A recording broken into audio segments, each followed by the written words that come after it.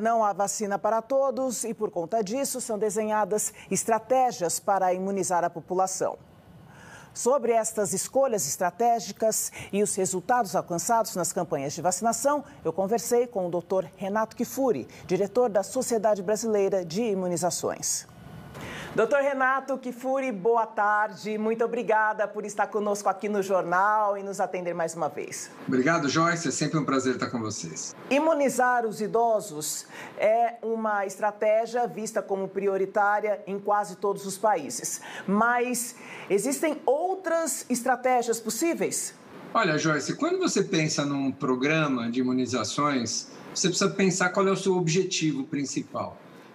A maioria dos países, inclusive o Brasil, tem como objetivo inicial da campanha da vacinação para a Covid-19 proteger a rede de atenção, ou seja, vacinar os trabalhadores da saúde e diminuir mortalidade, diminuir hospitalização, desocupação de leitos hospitalares tão sobrecarregados. Esses são os objetivos da campanha.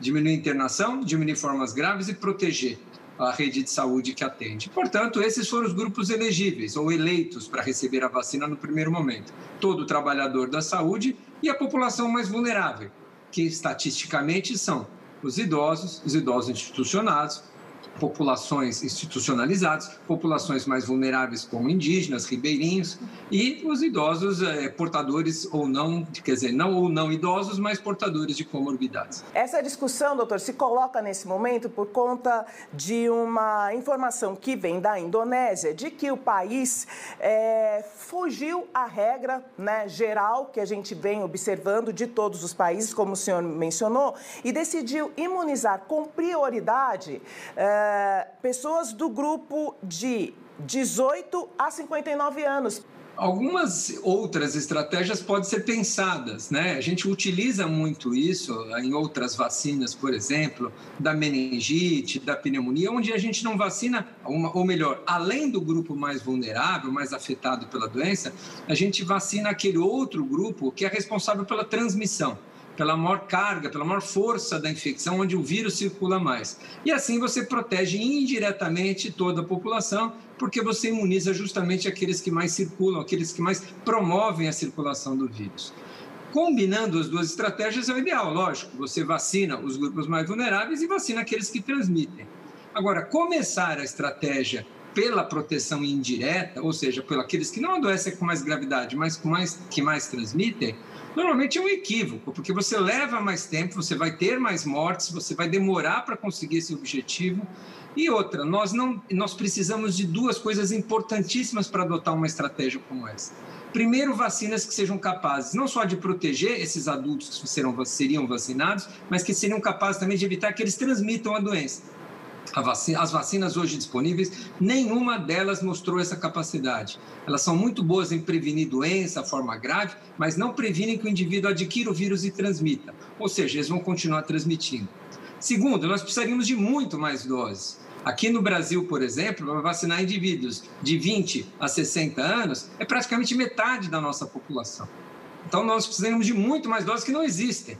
Ou seja, uma estratégia absolutamente infactível. Não é possível fazer uma estratégia como essa com pouca vacina. Quem defende essa estratégia está indo na contramão da ciência, de tudo que a gente prega aí como urgência no atendimento e na prevenção da Covid-19 nas populações mais vulneráveis. E, doutor, entre as metas de uma campanha de vacinação, são momentos diferentes, portanto, a fase de se reduzir casos graves e mortes e de se interromper a transmissão e a circulação do vírus? Perfeito, perfeito. Isso mesmo, Joyce. A gente começa com a estratégia inicial de reduzindo os danos. Morte, hospitalização, sobrecarga de leitos, protegendo a rede de assistência, os profissionais da saúde. Num segundo momento, vamos caminhando para vacinar os menos vulneráveis, mas mais expostos. Trabalhadores de serviços essenciais, professores, funcionários do transporte, força civil, forças de segurança, até que nós cheguemos à vacinação de toda a população. E nós precisamos, se quisermos um dia interromper a transmissão, ter vacinas que funcionem licenciadas para os menores de 18 e 20 anos de idade, que aqui no Brasil corresponde a mais de 25% da nossa população. Outras estratégias, Joyce, a gente podia pensar num país tão grande quanto o nosso. Vacinar estados onde a epidemia está circulando com mais força, por região, por exemplo, do país. Mas essas são estratégias muito difíceis de ser implementadas num programa universal como o nosso, com equidade, com todos tendo o mesmo direito. Eu creio que nós estamos na estratégia correta nesse momento. E lembrando, né, que o desafio maior que se coloca à nossa frente nesse momento é o ter vacinas disponíveis para a população nesse momento, né? Sem dúvida, esse é o grande gargalo, né? Não só do Brasil, mas de todo mundo. Há uma disputa, uma corrida enorme para que essas vacinas, esses insumos para serem produzidos sejam distribuídos ou sejam adquiridos aqui por Brasil e por outros países também. Nós temos um programa, Joyce, de longo prazo muito bom. Nós estamos com 2 laboratórios públicos brasileiros, capacitadíssimos, Butantan e Biomanguinhos, que terão capacidade no segundo semestre de produzir toda a necessidade de vacinação para o Brasil. Quem sabe até exportar vacinas. Essa aquisição dessa tecnologia, essa transferência para nós desse poder de produção, nos dará uma autonomia no médio e no longo prazo muito boa.